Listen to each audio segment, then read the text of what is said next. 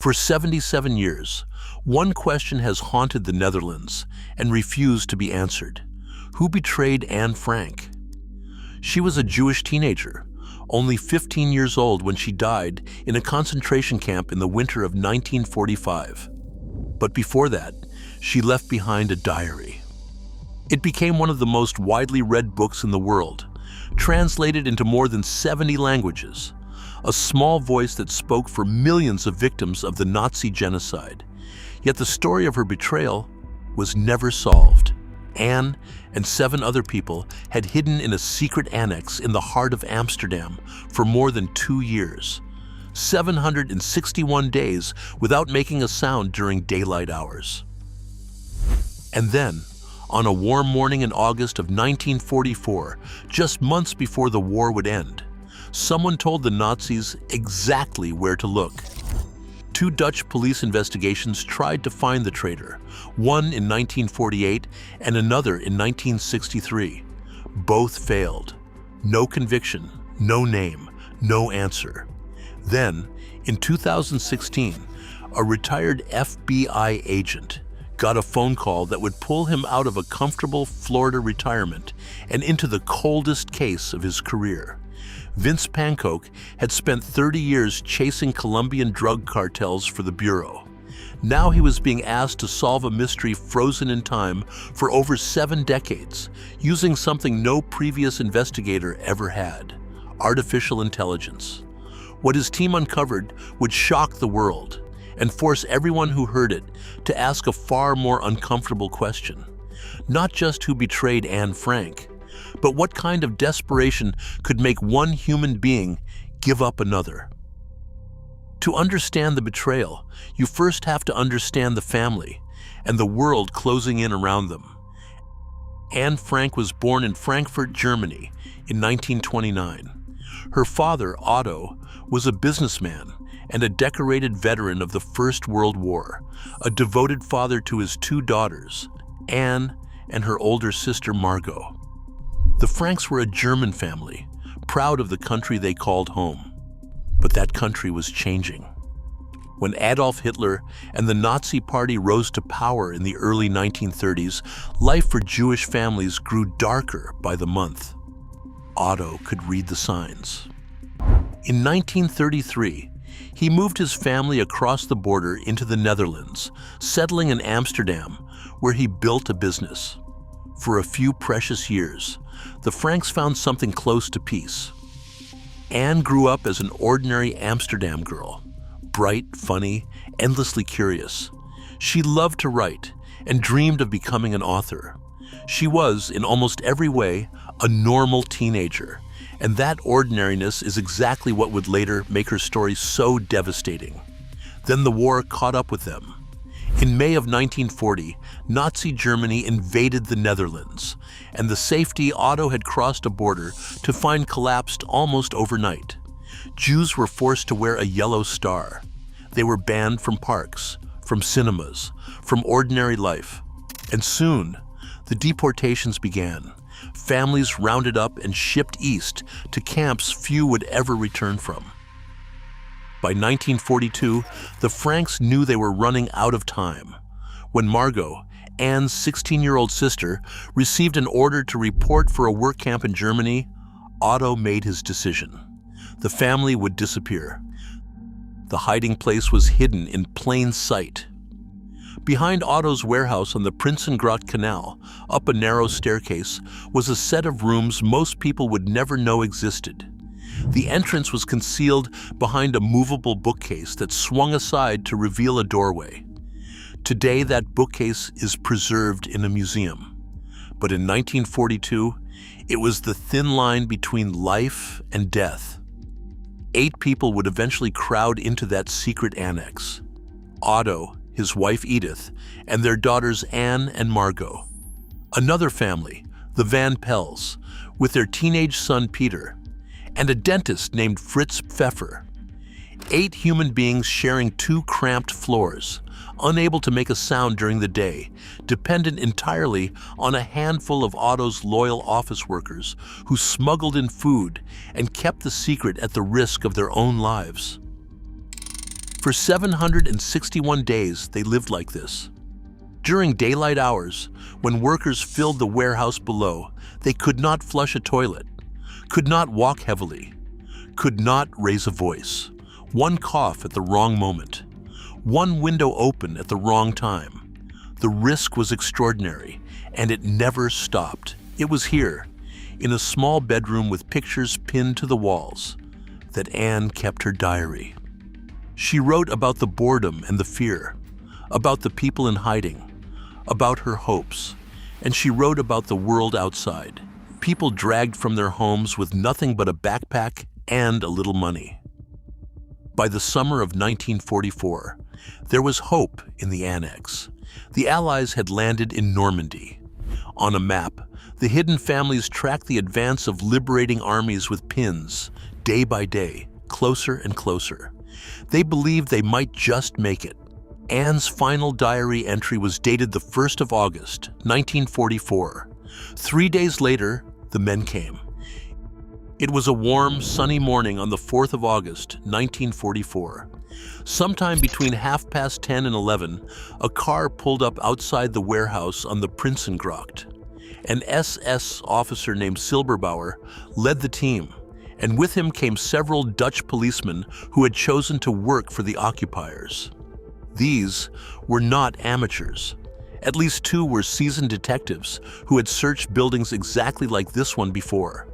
They walked in, demanded to be shown around, and went straight to the bookcase. Somehow, they knew there was something behind it. The shelf was pulled aside. The doorway appeared, and the 8 people who had survived undetected for more than 2 years were marched out into the daylight for the last time. On the floor behind them lay Anne's diary, scattered pages that a quick-thinking office worker, still loyal to the family, would gather up and hide, saving them for a father who did not yet know he would be the only one coming home. The 8 were deported east. Of the roughly 140,000 Jews who had lived in the Netherlands, around 3/4 were murdered by the Nazis. On the 4th of September, 1 month after the raid, the last transport left for Auschwitz, and the Frank family was on it. Otto was separated from his wife and daughters right there on the platform, and he never saw them again. Edith died in Auschwitz. Anne and Margot were moved to Bergen-Belsen, where both girls died of typhus in early 1945, just weeks before the camp was liberated. Anne was 15. Otto Frank survived. He came back to Amsterdam alone, and his loyal office workers handed him the pages they had saved. He read his daughter's diary, and in 1947 he published it. The world would never be the same. But Otto was left with a torment. The diary could never answer. Someone had betrayed his family. For a while he searched, desperate to know. Then, after a couple of years, he abruptly stopped looking. He simply let it go. For decades, no one understood why. As it turned out, Otto Frank may have known far more than he ever said. When Vince Pankoke took the case, he refused to treat it as a curiosity. If a betrayal was a crime, then it deserved to be investigated like one. He assembled a team most detectives only dream of: an investigative psychologist, a war crimes investigator, historians, and an army of archival researchers. And he reached for a tool no previous investigator had used on this case: artificial intelligence. The team fed everything into a database built for the project: letters, maps, arrest records, entire books. Then they let machine learning search for what human eyes would miss: the hidden connections between people, places, and addresses. It saved them thousands of hours. They studied arrest records obsessively because the Nazis had a chillingly effective method. Whenever they captured a Jew in hiding, the first question was always the same: where are the others? Give up names, and your family might be spared. It worked terribly well. Suspects began to emerge, dozens of them. A shifty warehouse worker, neighbors who were Nazi party members, informants living just a wall away. One by one, the team measured each against three things: knowledge, motive, and opportunity. And one by one, they fell away until the investigation turned toward a name almost no one expected. Arnold Vandenberg was a prominent Jewish notary, a businessman with a wife and children in Amsterdam. He was not a neighbor of the Franks. He did not work in their warehouse. On the surface, he had no connection to the annex at all, but something caught the veteran investigator's attention, and it started with a simple question: where was he during the war? After the invasion, Vandenberg had served on the Jewish Council, a body the occupiers set up to carry out their orders within the Jewish community itself, forcing Jewish leaders to help administer their own people's persecution in exchange for the faint promise of protection. History recorded that the council was dissolved in late 1943, its members sent to the camps. So the team assumed Vandenberg had been deported like the rest, which would have made it impossible for him to betray anyone. But when they searched the camp records, they could not find him. If he was not in a camp, where was he? The answer stunned them. He had been living openly, in the middle of Amsterdam, throughout the very period when he should have been deported. Pankoke described him not as a villain, but as a chess player, collecting exemption after exemption to keep his family out of the cattle cars. Then came the evidence that turned suspicion into a case. Buried in the files of the old 1963 investigation was a single overlooked paragraph. Shortly after the war, Otto Frank had received an anonymous note, and that note named the person who had betrayed him. The name was Arnold Vandenberg. The note was so significant that Otto typed up his own copy. Decades later, Pankoke's team tracked down the son of one of the original investigators. And there, in a box of old files, they found Otto's copy. Forensic analysis, they say, authenticated it. The writer claimed Vandenberg had handed the Nazis a list of addresses where Jews were hiding, and researchers confirmed that someone from the Jewish Council had indeed been turning over exactly these kinds of lists. Here, at last, was the theory. When Vandenberg ran out of protections, he needed to give the Nazis something valuable, fast, and as a member of the Jewish Council, he had access to addresses. Not names, just addresses, places where Jews were known to be hiding. One of them, the investigators believe, was the annex on the Prinsengracht. There is no evidence he knew whose lives he was trading. To him, they may have been nothing more than a list, a desperate man's currency, bought to keep his own children out of the gas chambers. The revelation is almost unbearable. The person who most likely betrayed Anne Frank was not a Nazi, not a fanatic. He was a Jewish man, cornered and terrified, doing the same thing Otto Frank had done, trying to save his own family. It would be easier if the traitor were a monster. Instead, the investigators found a father trapped by a regime designed to turn victims against one another. Strip away the context, and only a psychopath betrays a hidden family.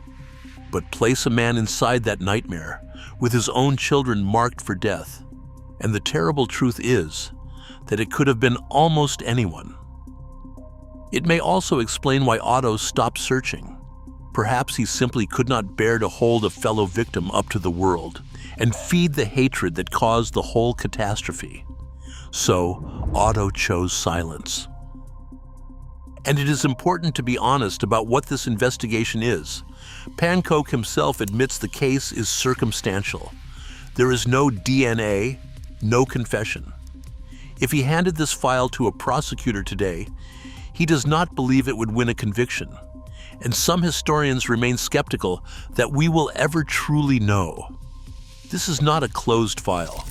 It is the most convincing answer yet to a question that may never be answered with certainty. But perhaps that uncertainty is not the most important thing, because the deepest question this case leaves behind is the one the investigators kept asking themselves. What would I have done? Anne Frank believed, even in hiding, even surrounded by fear, that people were truly good at heart. Her betrayal is the darkest possible test of that belief. And yet, her diary survived. Her voice survived. Out of the cruelty and the fear and the impossible choices, a 15-year-old girl still speaks to the world. A lighthouse rising out of the darkness. That, in the end, may be the answer that matters most.